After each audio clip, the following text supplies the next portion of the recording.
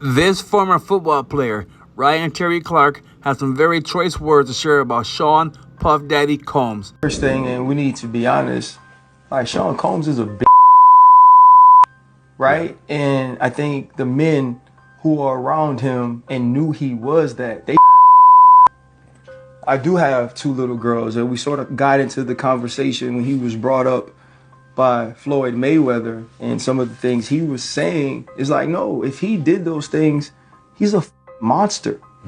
If he did those things, he should rot in jail. And it's not to say that he should be in a place to where he could never be forgiven. That's between him and God. That's between him and Cassie. But we can look at that as men and say that some things you don't get to come back from. And the video is so telling, right? Because she's escaping, right? Like it's not one of those things where you're in a situation where you could tell somebody, hey, I'm leaving you, or hey, I don't want to be here, and you can walk out and not fear for your life, right? Like you watch TV shows where people running from war and running from things that people are trying to kill them, trying to hurt. That's what that woman was doing, right? And then he pulls her down and he's stumping her. Bro, I'm a grown man who is perfectly fine defending himself, but even if I'm fighting somebody right now that I dislike, I'm not gonna fucking stump you on the ground. And it brings into mind like all the other whole shit he's ever done publicly. All the ways that he's used his power, all the ways that he's disrespected people and treated people, and you let him do that because of his power. And now you know that this woman has been living with this for years. And those bruises heal, right? But emotionally, mentally, the trauma that she's experienced, and then to come out after all these years and finally have the courage to say something about it, to do something about it, to in some way try to recoup some of your dignity, in some way try to recoup what he took from you. Now you got to hear everybody in the world doubt that you ever went through those things. Yeah. And when you look at some of the affidavits and read some of the things of the civil cases, you can look at those things and say, you know what? He's just in some way perverted. Maybe those things aren't things that broach illegalities. Maybe some of those things aren't things that are immorally wrong.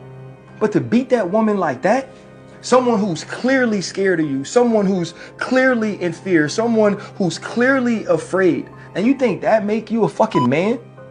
And so for me, there is no coming back from it. For me, there is no it's ever going to be okay. For me, all our prayers, all our thoughts should be with that woman. All our thoughts should be with her husband, who in some way is going to have to try to help that woman heal from what the fuck that man did. And I think it's a lesson to all of us that we definitely want people to be innocent until proven guilty. But we have to be fair in the way that we assess it and understand that two people are going through it until we know. And more than anything, a lot of times something has happened to these women.